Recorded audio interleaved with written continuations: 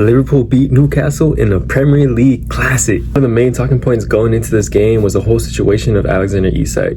He's a Newcastle player, but he does want to leave the club. He's told the club specifically, I want to leave, I want to go to Liverpool. And for them to play so early on in the season, I felt like it's so awkward. Newcastle just came off beating Liverpool in the Carabao Cup last season. We all remember Isak's celebration with the thumb. He's like, get low, this guy. For him not to be there and part of this match on either side, it's just kind of awkward. We'll see what happens with his situation. On to the game. The first 25 minutes of the game was all Newcastle United. Liverpool couldn't even string 5 passes together without losing position. Newcastle was all over them. They were pressing well. The fact that Anthony Gordon did not score a goal, I don't know how the ball didn't go in the back of the net. They had so many set pieces that, I don't know, they should have done so much better on. Alenga had chances. Bruno Guimaraes was doing his thing. The fact that Anthony Gordon or Alenga did not score a goal, it's crazy to me. I don't know how Newcastle did not score a goal. They easily been up 2-0 in the first 20 minutes. But there's a saying my dad always says. He says, the goals that you don't score, they score on you. It sounds better in Spanish, but it's true. Newcastle had all the possession. They had all the opportunities to score. And in the back of my mind, once you don't score those easy chances, the other team is going to score on you. I feel like that's how most games go.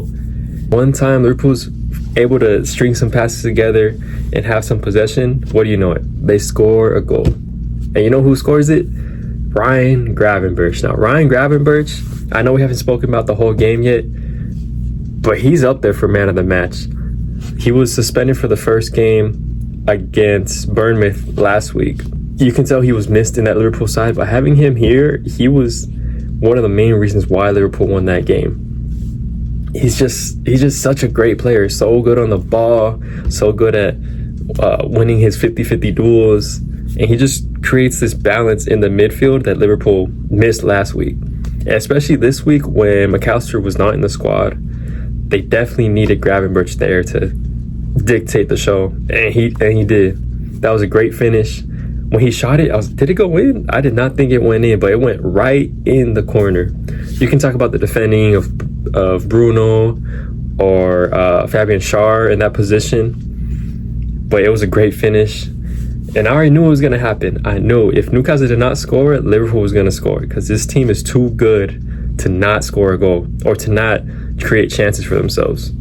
I took some notes on the match, and prior to Gravenberch's goal, I said, what a player, Anthony Gordon. He was creating everything. All he needed was a goal in those first 20-25 minutes. But then he shot his team in the foot, and he got a red card. He came crashing into Van Dijk when there was no reason for him to go in that hard. First look, I was like, oh, because the ref immediately put out a yellow card. He didn't even think about it. But after review, I can see how it was a red card. He went studs up.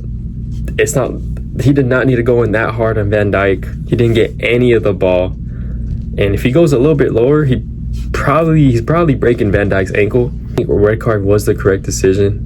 But the whole first half, and obviously the whole match in general, it was just foul after foul after foul after foul. You can tell both these teams have some sort of beef with each other, because almost every possession there was a foul. Especially from Liverpool's side, they were fouling everybody on Newcastle. Gordon gets a red, and Newcastle go down to 10 players. And once that happened, and then Liverpool's up a goal, I was like, Newcastle was not coming back this match. Second half starts, and Liverpool starts right where they left off. And TK scores once again. That's 3 goals in 3 matches for him. That 100 mil, 90 mil that Liverpool spent on him it seems worth it right now. It was a great finish, bottom left corner, an assist by Cody Gakpo. Once Liverpool go 2 up versus 10 men, I'm like, okay, well, we know how this game is going to end. Liverpool just going to see out the game. They might score another one. Maybe Newcastle scores a goal towards the end of the game. But in my mind, once Liverpool scored a second, I was like, there's no way Newcastle come back. But I was wrong. Shortly after that, Bruno Guimaraes, the captain, he thoroughly deserves to be captain for Newcastle. The way he's able to collect possession and drive up the field and get his teammates involved, he's what it means to be a captain. And I think it suits him so well. He's able to get a goal off a header, and it's 2-1. And once Newcastle score that, you feel like a change. You feel like a shift in the match. I'm like, okay, maybe Newcastle might be able to do something. Because after that goal, it did not feel like Newcastle were playing with 10 men. It felt like it was an even match. I think, well, the 11th man was the fans. The Newcastle fans are crazy, man. They are ride or die for their club. Definitely helped them in the second half. Once they scored that goal, they got momentum. They were able to create some chances, get hold of the ball more. And yeah, Liverpool looked kind of shocked. It continues to go on. It's a very even affair. Newcastle makes some subs. They bring in Jacob Ramsey, new signing from Aston Villa, and they bring in Danish striker Osula, and they change the game. I think those subs are very important for Newcastle. And shortly after that, Newcastle get a foul on their side of the field. It's just maybe 10, 15 yards away from midfield. And I see Nick Pope stand up to take the free kick. I'm like, oh no, they're putting this into the box. And Liverpool put their line. Newcastle, you know, all the players are finally trying to get position over each other. In my mind, I'm like, they're going to score. They're going to score. I've seen this script. They're going to score. Pope plays a good ball over.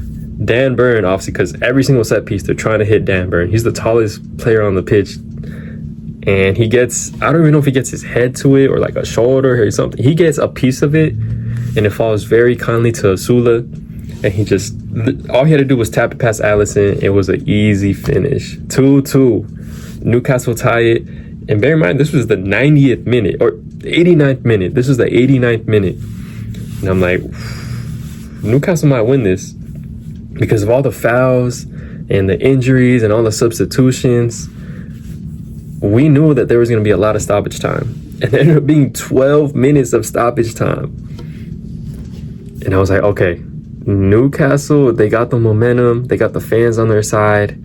I think they're going to be able to pull this off. But then in the back of my mind, right here, in the back of my mind, I'm like, and then Liverpool brought in Connor Bradley and Chiesa. And I'm like, Chiesa's going to score a winner. It's just going to be like the game versus Bournemouth. He's going to score a winner, and it's going to end 3-2. Liverpool make two more substitutions in the 96th minute. They bring on Harvey Elliott, and they bring on 16-year-old Rio. I'm not going to try to pronounce his last name. I'm just going to call him Rio. And I know he had made noise in preseason, and Liverpool fans were hyping him up. And I was like, man, why you're putting a 16-year-old right now in this match? I don't know, man. I don't know. Liverpool were finally able to construct an attack, and it's the 99th, 98th minute. Salah does some great work with Connor Bradley on the touchline and plays a great ball across to Dominic Szoboszlai running in. And it looks like, okay, Szoboszlai's just going to try to, curl in the bottom bins right there. He's going to hit it first time. But Szoboszlai, having the brains that he does a great dummy and leaves it for Rio on the back post. And he hits it first time in the side netting. Nick Pope with nothing to do. He just stands there like this. And man, that was crazy, man. That was crazy. A 16-year-old is able to score the winning goal versus Newcastle at Newcastle. After the game that just happened, all the fouls, the red cards, the goals, all the beefing and the chirping between the fans, the players, that was just like a perfect ending to the match. And that's why the Prem is the best league, bro. That's why we all love the Prem. That's one of those wins that you look back and be like, okay, this is one of those games that led us to win the title. And I think Liverpool will look back at this game and be like, this is one of those games. As far as my man of the match, there's a handful of players I want to talk about. On Newcastle's side, Anthony Gordon for those first 25 minutes. No, I'm playing. Bruno Guimaraes, bro. Bruno Guimaraes, bro. He might be the best Bruno in the league. I'm sorry, bro. I know I'm biased towards Bruno Fernandes, but he's a real captain, man. He's a baller. He was the one pulling the strings. And he was the one creating pretty much everything for Newcastle. Bruno Guimaraes, he deserves a shout out for man of the match this game. And Liverpool have a handful. Cody Gakpo got 2 assists. Dominic Szoboszlai played very well. I think he plays his role super well on the right side of the midfield three that Liverpool play. But I think it has to go to Ryan Gravenberch. The way he's able to control the game and the way he's able to just control the tempo of Liverpool. It's crazy to think that he couldn't get any game time at Bayern. He was just rotting on the bench. And over here at Liverpool, he's one of their best players and one of the best midfielders in the Prem. So he got his goal today. It was his Premier League return, his first Premier League game he played this season. And yeah, man, you can just see how much quality he has. And when he's in the side, Liverpool are a much better team. So my man of the match goes to Ryan Gravenberch. But this match was one of those is going to be a Premier League classic. They kept on painting to Alan Shearer in the crowd like, oh, Alan Shearer's here, Alan Shearer's here. The fouls, the red card, the goals, how it ended. This is going to be one of those games that you're going to see on YouTube. It's going to be like Premier League classic. And it's going to be this match. Going back to Liverpool, they got Arsenal next week on Sunday. That's going to be a big test if they're going to be champions once again this year. As far as Newcastle, they showed very positive signs. Obviously, you would have wanted them to score in the first half with all the chances they were creating. But when they went down to 10 men in the second half and they got their goal back, it didn't look like it was 10 versus 11. It looked like it was 11 versus 11. It did not look like they were a man down. They showed fight, and you got to give them credit to that. That's going to do it for this game review. Make sure you like, comment, subscribe, and I'll see you in the next one. Peace.